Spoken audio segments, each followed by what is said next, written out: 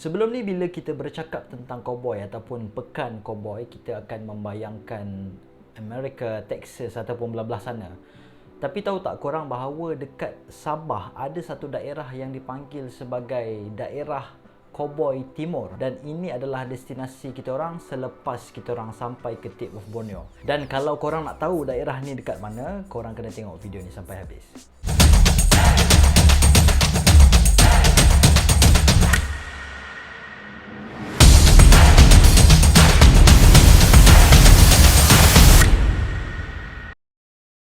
Hai, Assalamualaikum warahmatullahi taala wabarakatuh. Terima kasih kerana masih lagi menonton video-video aku. Kalau korang belum subscribe, tolong subscribe dan klik notification button, dan jangan lupa untuk like dan share video ni. Untuk video kali ni aku akan ceritakan perjalanan kita orang selepas kita orang sampai ke Tip of Borneo dan kita orang menuju ke satu lagi daerah yang dipanggil sebagai Kota Belud. Kota Belud ni terletak di bahagian utara pantai barat Sabah dan jarak dia daripada Kota Kinabalu lebih kurang 74 km. Kebanyakan penduduk yang ada di Kota Belud ni adalah daripada kaum Bajau dan juga kaum Dusun. Nama Kota Belud tu sendiri diambil daripada bahasa Bajau, yang mana perkataan kota tu yang membawa maksud kubu pertahanan dan perkataan belud tu membawa maksud bukit. Jadi Kota Belud ni bermaksud kubu pertahanan yang terletak di atas bukit. Dan Kota Belud ni juga mendapat nama jolokan daerah Cowboy Timur sebab kehebatan penduduknya dalam menunggang kuda. Tapi sayangnya waktu kita orang dekat Kota Belud, kita orang tak berpeluang untuk menunggang kuda. Antara tarikan yang ada dekat Kota Belud ni, of course, keindahan alam yang memang sangat cantik. Sungai-sungai dia berviewkan Gunung Kinabalu. Sebelum ni dekat Ranau, dekat Kundasang pun memang ada view Kinabalu, tapi daripada arah yang berbeza lah kalau dibandingkan dengan Kota Belud ni. Tempat-tempat menarik kat sini memang sangat banyak, korang boleh google sendiri. Cuma aku nak highlight satu kawasan yang memang kita orang akan pergi kat sini, iaitu di Polumpong Melangkap View Campsite, iaitu satu campsite yang berada di tepi sungai berlatar belakangkan Gunung Kinabalu. Memang sangat cantik. Perjalanan daripada Tip of Borneo di Simpang Mengayau tu menuju ke Kota Belud akan melalui Kota Marudu. Maksudnya perjalanan kita orang halfway tu daripada Tip of Borneo ke Kota Marudu tu adalah jalan yang sama yang kita orang dah pernah lalu sebelum ni.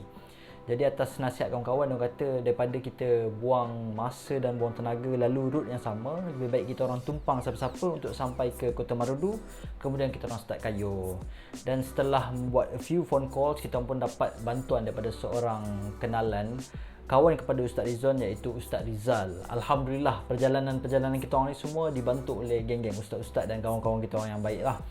So Ustaz Rizal ni adalah seorang guru di Kudat dan dia hari tu mengajar petang. Jadi pagi tu dia pick up kita orang daripada kita orang punya chalet dan bawalah kita orang menuju ke Kota Marudu.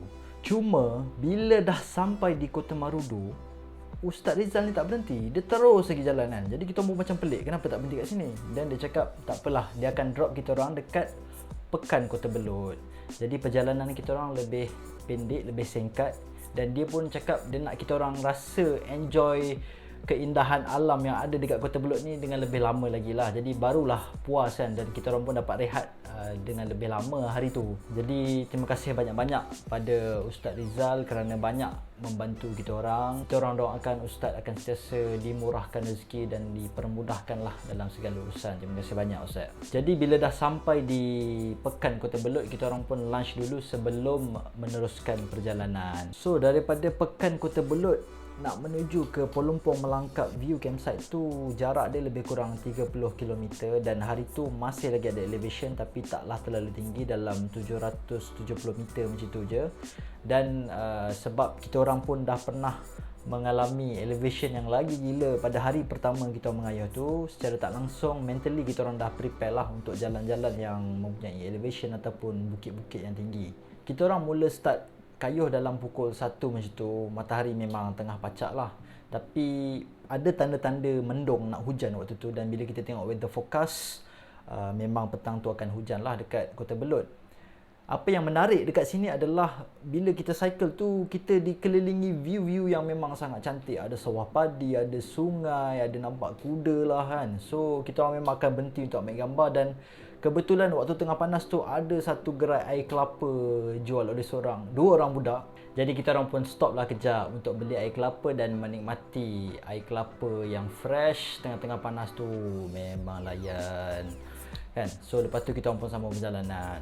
As expected, hujan pun turun dengan lebat. Jadi mula-mula kita orang boleh kayuh lagi. Memang seronok sebenarnya kayuh dalam hujan ni kan. Tapi bila dah ada petir tu, memang kita orang terpaksa berhenti. Kat situ kebetulan ada pula satu rumah yang besar. Dekat compound dia tu dia buat macam car wash tau. Ada servis car wash. Jadi kita orang pun tumpang berteduh dekat car wash tersebut sampailah hujan berhenti.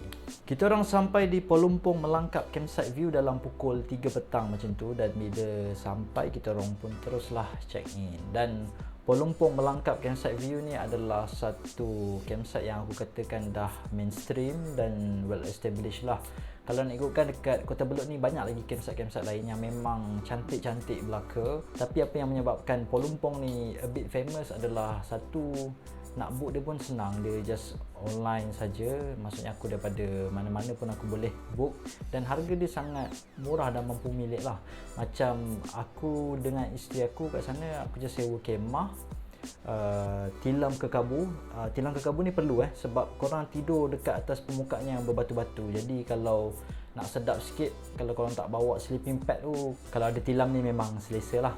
And then kita orang sewa juga sleeping bag kat sana dengan total entrance fee untuk bermalam kat sana, total untuk dua orang dalam RM39 sahaja. Memang sangat murah. Dan bila sampai kat sana aku ada tambah a few item. Salah satu daripadanya adalah canopy sebab waktu tu musim hujan. Jadi ada canopy lebih bagus lah. Dan kat sana memang ada banyak kelengkapan dan juga facilities. Toilet dengan shower memang banyak dan bersih. Jadi tak perlu risau lah nak berebut-rebut. Dan ada tempat solat juga, ada dewan yang open space hall. Selain kemah, korang juga boleh sewa sulap. Sulap ni adalah traditional bambu hut. Pondok tradisional daripada bambu tu memang cantik lah. Tapi malam tu kita orang pilih untuk tidur kat kemah je lah. And then dari segi makanan pula kat sana memang ada cafe yang prepare daripada breakfast sampailah ke dinner. Dan makanan dia halal, korang tak perlu nak risau lah. Dan kalau korang nak masak sendiri, ada convenience store kat sana juga. Senang cerita, kalau korang bawa baju je pergi sana pun, korang memang tak mati gebuluk lah. Memang tak rasa lapar lah kat sana. Semuanya memang cukup. Lepas check in tu, kemah semua di prepare oleh staff-staff dekat Pelumpong Melangkap Campsite View tu lah. Jadi korang tak perlu nak buat apa-apa. Diorang yang akan set up semua benda lah. Korang just pilih spot mana korang nak duduk je. And then waktu tu lepas set up kemah, kebetulan hujan turun sekali lagi, lebat. Jadi kita orang pun just berteduh dulu, tunggu hujan reda. Kemudian kita orang pun pergi makan. And then lepas makan, kita orang mandi sungai. Sungai dia memang sangat sejuk, sangat jernih, sangat bersih. Dan waktu tu lepas hujan, jadi air agak deras tapi tidaklah terlalu deras. View kat sana, macam aku cakap tadi, memang sangat cantik. Ada view Kinabalu. Cuma kadang-kadang dia ditutupi awan lah. Dia ada masa-masa tertentu yang memang very clear view of Kinabalu tu lah. Malam kat sana agak sejuk. Mula-mula kita orang nak buat unggun api lah. Tapi bila kita orang cari kayu api, waktu tu lepas hujan, kayu api pun basah.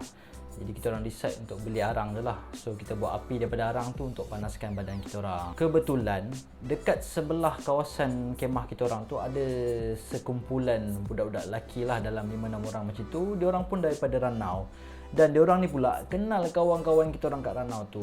Jadilah modal untuk berborak dengan diorang. Diorang pun ada buat BBQ, ada buat kopi panas. Diorang bagi kat kita orang malam tu. Dah jadi rezeki pula lah kat kita orang kan. Keesokan paginya, lepas subuh dalam pukul 6 pagi macam tu, matahari memang dah start naik. Jadi bila aku keluar daripada kemah, aku sangat terpegun melihat keindahan view kat sana. Memang sangat cantik. Aku rasa aku tak mampu nak cerita kat sini betapa cantiknya tempat tu. Korang memang kena rasa sendiri pengalaman berada dekat sana. Tengok air sungai yang memang pagi-pagi tu rasa sejuk dia tu. Lepas tu ada view Kinabalu, memang sangat cantik lah. Sebab itulah dengan travel ni sebenarnya mendekatkan diri kita dengan keagungan Tuhan melalui ciptaannya. Aku rasa aku akan stop dulu sampai sini. Untuk episod akan datang merupakan episod yang terakhir, yang mana kita orang pun telah sampai ke Kota Kinabalu, destinasi terakhir kita orang sepanjang bikepacking kita orang di Sabah. Jadi terima kasih banyak-banyak kerana menyokong aku. Jumpa di video yang akan datang, video yang terakhir untuk bikepacking Sabah. Bye-bye. Dimulakan dengan 2 minggu disudahi dengan berminggu-minggu. Begitulah kita semua duk membilang, mudah-mudahan COVID-19 hilang.